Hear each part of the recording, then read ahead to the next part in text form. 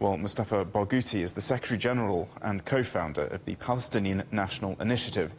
I asked him for his thoughts on the ceasefire talks in Cairo. I think we have better opportunity now to reach an agreement, simply because everybody realizes now the scope of the atrocity of the Israeli attack on Gaza. And because also there is a huge pressure on Netanyahu from inside Israel itself, from the families of prisoners. People realize now that his aim is to kill the prisoners. He doesn't care about them. And there is a huge rift now between Israel and the United States. But the most important thing is that Netanyahu failed to achieve his goals. He could not destroy the resistance. He could not impose his military control of Gaza.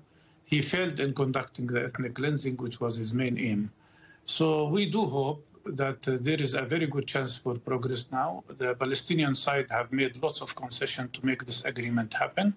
The most important thing now is to have ceasefire to stop the cruel genocide that is taking place in Gaza. And you mentioned the intense domestic pressure on Prime Minister Netanyahu in Israel. How do you think public opinion about his handling of the conflict has affected and changed the dynamics of the negotiations this time? Very huge effect from people's resistance. I think the world community, the people of the world, have stood up and are supporting Palestinians now at large. And I think this public pressure has been very effective in changing many European government policies. This has been very effective in changing the American policy.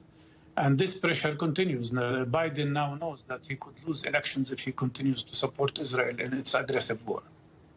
And how has the discovery of the body of the Israeli hostage Elad Katzir changed how the issue of the hostages is being faced? It has made it clear that with the continuation of the Israeli attack, all the remaining 130 Israeli prisoners will be killed by Israeli bombardment.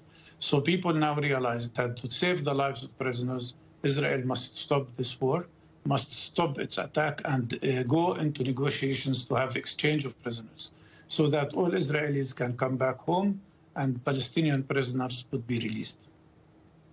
And what is Hamas seeking from the upcoming round of talks in Cairo? And what if Israel refuses to attend? If it refuses to attend, it will subject itself to huge pressure worldwide and the huge pressure from inside Israel itself. What Hamas declared is very clear. They want immediate ceasefire. They want supplies of humanitarian aid to the people who are now besieged in the north and suffering from terrible hunger, and 700,000 people are starving.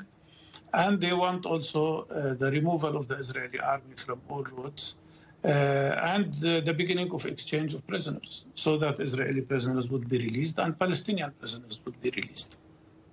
And how do you assess the prospects for a successful ceasefire agreement, given the insistence by Hamas on hostage release and IDF troop withdrawal? I think the chances depend completely on the United States of America. If they sustain a strong pressure on Israel, we will have a deal. And if they don't, they will pay a very high price, because they will be perceived as participants in the war crimes that are happening against Palestinians.